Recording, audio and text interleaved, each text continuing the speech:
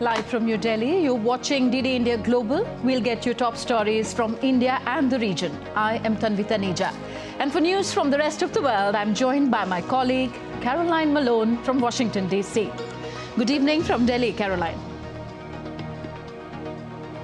Good morning, Tanvi. It's 9 a.m. here in Washington, D.C. and 3 in the afternoon across Central Europe. Coming up in the next 30 minutes, we hear more about U.S. Secretary of State Blinken's trip to the Middle East to try and find enduring peace. But first, the headlines. U.S. Secretary of State Antony Blinken talks Gaza truce and hostage deal with Egypt's President al-Sisi after meeting Saudi Arabia's Crown Prince in Riyadh. India Energy Week 2024 commences in Goa with focus on transition and innovation. India and Qatar sign long-term contract for LNG sale and purchase agreement. आज भारत अपने यहाँ 21वीं सदी का आधुनिक infrastructure बना रहा है। अगले 5-6 वर्षों में करीब $67 बिलियन का निवेश होने जा रहा है। King Charles' cancer caught early, says UK Prime Minister Rishi Sunak, as messages pour in from world leaders. Londoners hope for royal reconciliation as Prince Harry heads back to see him. And following an overwhelming win in South Carolina, US President Joe Biden hopes for another strong showing in the Nevada primary contest today.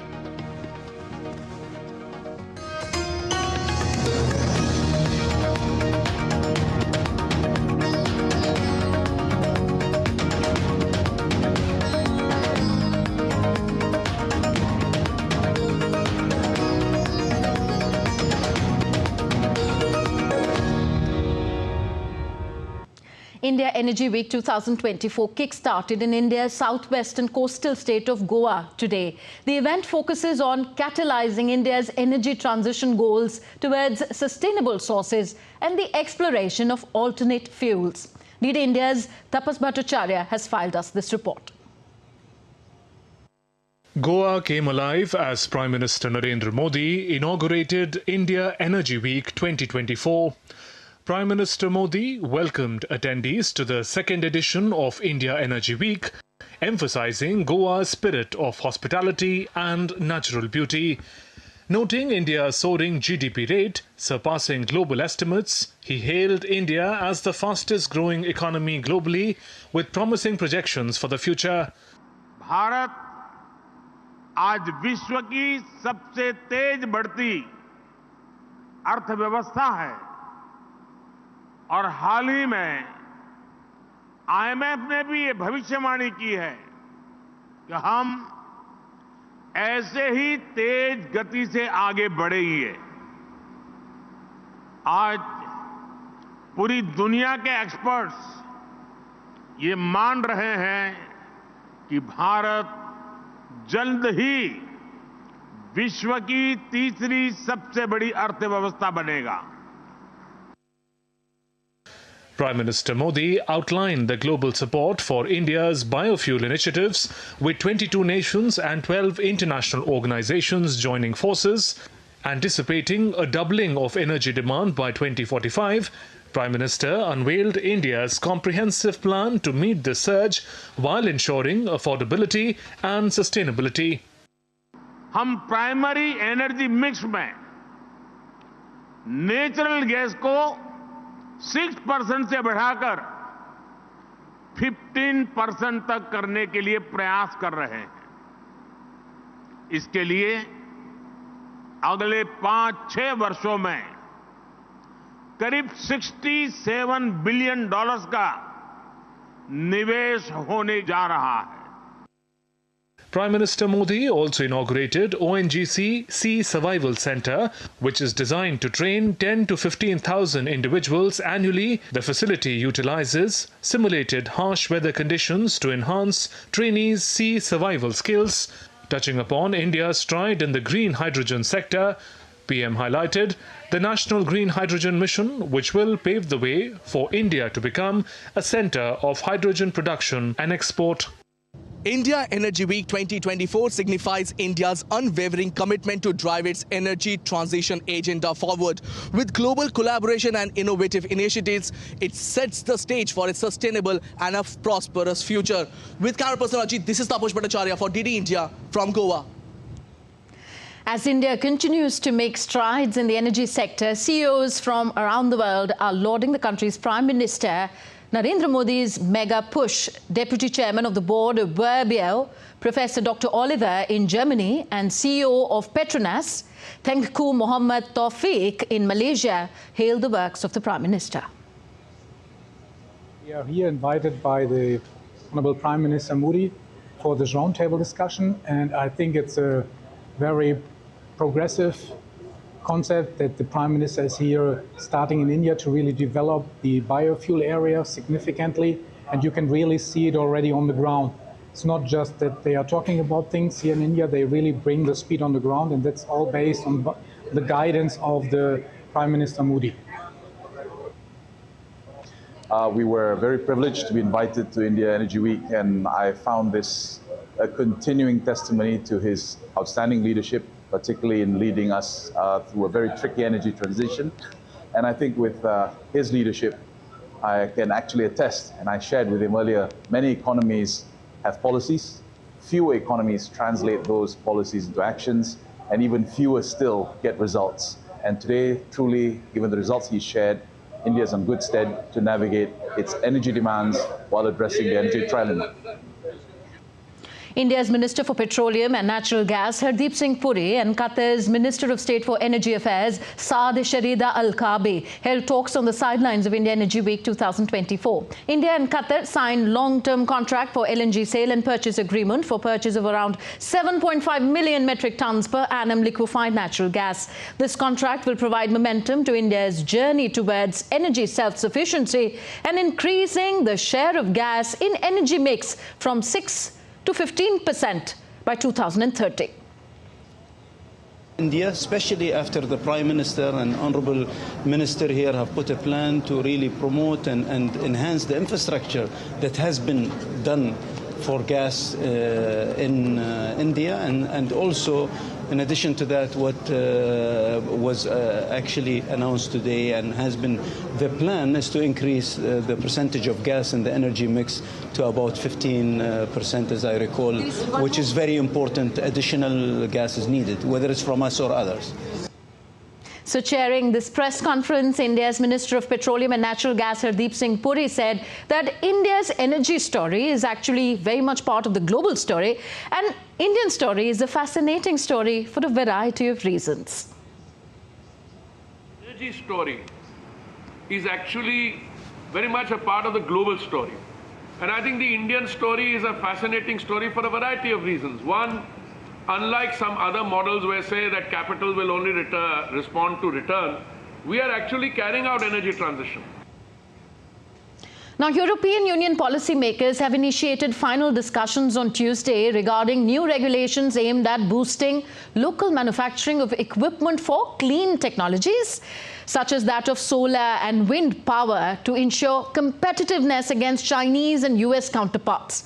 The bloc intends to establish a 2030 target of producing 40% of necessary products for greenhouse gas emission reduction, encompassing various sectors such as that of renewable energy and battery storage.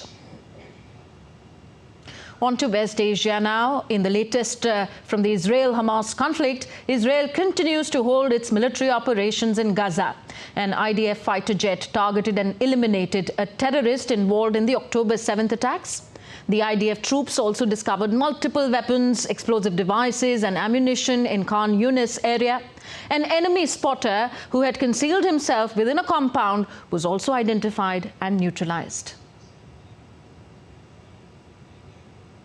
US Secretary of State Antony Blinken on Tuesday landed in Cairo for his meeting with Egyptian President Abdel Fattah al-Sisi. My colleague Caroline Malone is in Washington, D.C. She gives us more on this and other stories making headlines around the world. Caroline, a lot on the agenda for Blinken to negotiate on the truce and hostage deal. Absolutely. Well, the US Secretary of State Blinken is currently in the Egyptian capital for those meetings with President Abdel Fattah al-Sisi. This is Blinken's 5th trip to the region since the Israel-Hamas conflict began on October 7th last year. The top US diplomat met Saudi Arabia's Crown Prince in Riyadh on Monday to discuss the ongoing situation. The US State Department spokesperson Matthew Miller said that Blinken and the Crown Prince discussed regional coordination to achieve an enduring end to the crisis. So as Blinken is visiting the region, the US military struck 2 Houthi drones in Yemen in a retaliatory move. On their social media account on X, US Central Command said that the recent attack was done in self-defense. The US said the move comes as the Houthi drones pose an imminent threat to US Navy ships and merchant vessels in the region. Meanwhile, the Houthis also launched missiles at 2 other vessels in the Red Sea, causing slight damage to a cargo ship off the coast of Yemen's Hodeidah city. The group's military spokesperson said it fired naval missiles at ships called the Morning Tide and Star Nasir, but no injuries were reported.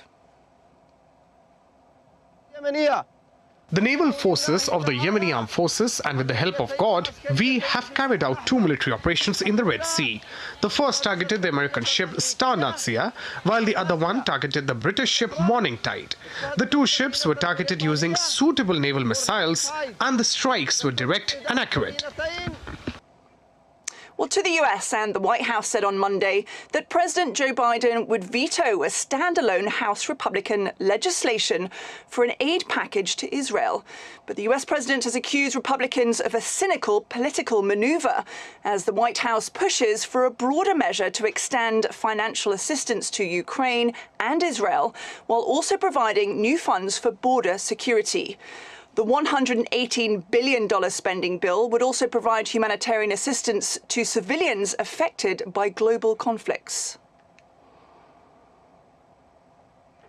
Well, US President Biden is hoping for another strong showing in the Nevada primary contest on Tuesday, following an overwhelming win in South Carolina.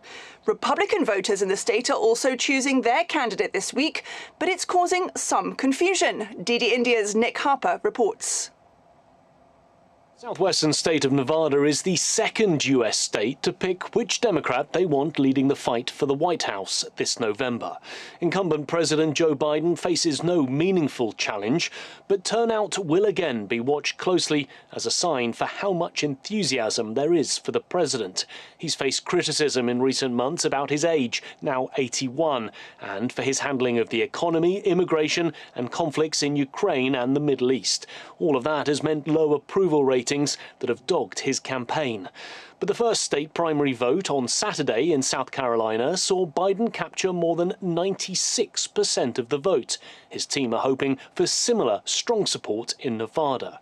However, he struggled to rally black and Hispanic communities there, the very voters who helped to get him elected back in 2020. Some are sceptical of the president's achievements during the last 3 years. That said, there's even less competition for Biden in this state contest.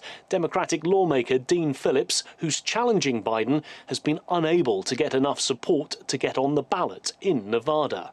In South Carolina, less than 2% of voters picked him in Saturday's primary. Republicans in Nevada are also voting this week, but for the first time the state is holding 2 contests, a primary vote on Tuesday and a caucus vote on Thursday. And the candidates could choose only one contest to take part in, which means former President Donald Trump's name does not appear on Tuesday's ballot, but his challenger for the Republican nomination, former UN Ambassador Nikki Haley's name does appear.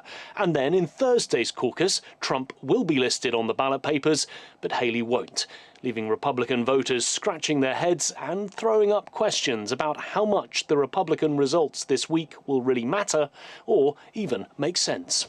Nick Harper in Washington, reporting for DD India. Well, European Union Foreign Policy Chief Joseph Borrell arrived in Kyiv on Tuesday to underline the EU's unwavering support for Ukraine. Borrell discussed support for Ukraine, both militarily and financially, as well as Kyiv's progress in its bid to join the 27-member bloc.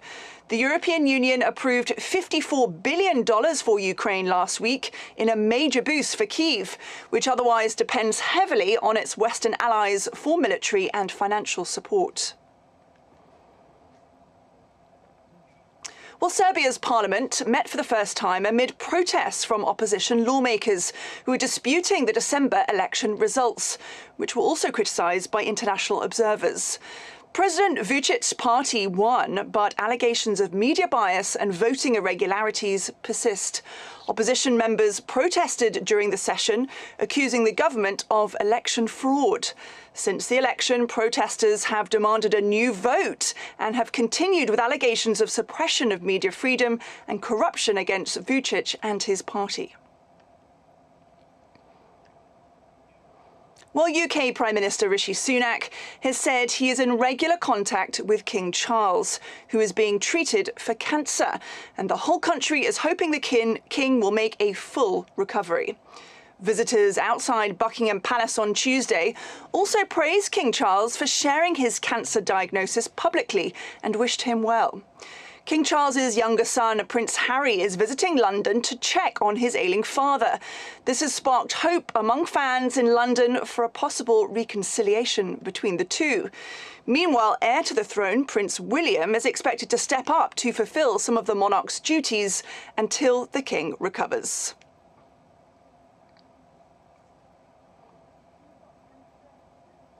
DD India's Ollie Barrett reports from London with the latest. The King is in London, having spent Monday night there. He returned to the capital from his estate in Sandringham after the cancer diagnosis, and his treatment for that cancer is underway. We don't know what type of cancer the King has been diagnosed with, but UK Prime Minister Rishi Sunak on Tuesday said that he is in regular contact with the King, and Mr Sunak says that the King's cancer has been caught early. Downing Street and Buckingham Palace insistent that the King will be able to continue to carry out his constitutional role, even if he won't be able to carry out public-facing royal duties. So that means he will continue to do things like hold a weekly audience with the Prime Minister. He'll continue to go through government documents that he is sent each day. He will continue to be able, we understand, to do things like sign legislation after it has been through the House of Commons and the House of Lords. Prince William was due to return to work himself this week anyway. He's got several engagements lined up. He had taken a period of time away from royal duties because his wife, Princess Catherine, was in hospital for abdominal surgery. She's expected to be recovering from that until around Easter time of this year. Prince William also expected to step into some of those royal engagements that the King is now not able to carry out himself. Ollie Barrett in London reporting for DD India. Well, that's it from me here in Washington. Back to you, Tanvi, in the studio. Thank you very much. Caroline, India too sends its wishes to King Charles. India's Prime Minister Narendra Modi conveyed his and people of India's wishes for the speedy recovery and good health to King Charles III in reply to a post by the royal family communicating the news of the King suffering from cancer. The Prime Minister replied on X, "I join the people of India in wishing speedy recovery and good health to His Majesty King Charles III." And Indian sand artist Sudarshan Patnaik created a sand sculpture wishing for King Charles' speedy recovery after his recent diagnosis of cancer. And there you see a stunning sand sculpture there being created by Sudarshan Patnaik for the speedy recovery of King Charles III. You're watching DD India Global, still to come on the show. Farmers in Spain have joined their European counterparts in staging protests across the country against high costs and competition from non-EU nations. Pakistan headed for polls on Thursday amid an economic crisis, soaring inflation and a weak currency.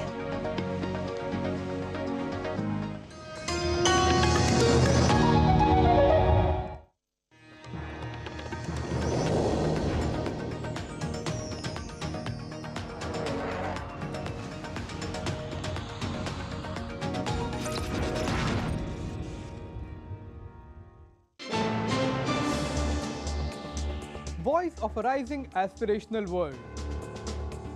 Stories of challenges, struggles and accomplishment. A world battling conflict, hunger and poverty. Embracing growth, development, science and technology. A voice of progress, a voice of unity. Watch Voice of the Global South with me, Akshay Dongre, only on DD India.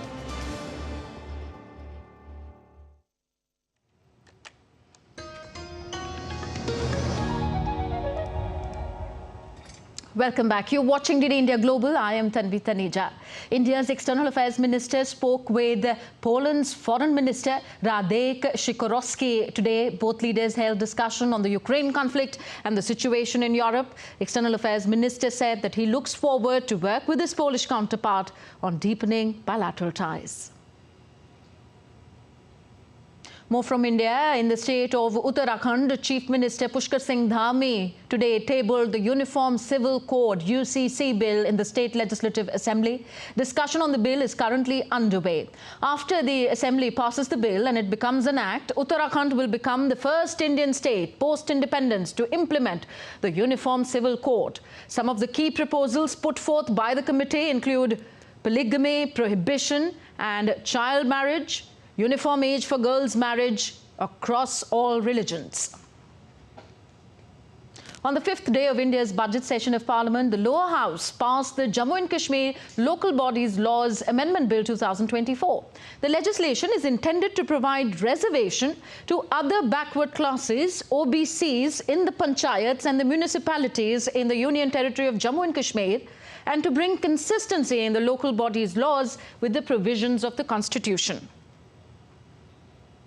Staying within the region, as election looms in Pakistan, locals say wayward inflation is making it difficult to survive in the country.